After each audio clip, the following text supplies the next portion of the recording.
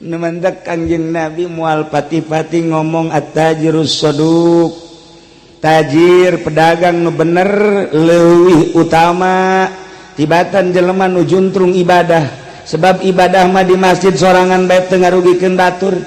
Dek salat mangga bae, dek zikir mangga bae, dek baca Quran mangga bae, tinggal ngamainkeun ikhlas jeung henteu ikhlas ta diri sorangan. Tapi pedagang mah ieu jihad fisabilillah. Torojol setan, lamun nyana lulus digoda ku setan, ieu nilena sarua jeung perang sabilillah. Lain alhamdulillah kitu henteu sih. Pokok alhamdulillah. Buku tadi ge beungeutna robah.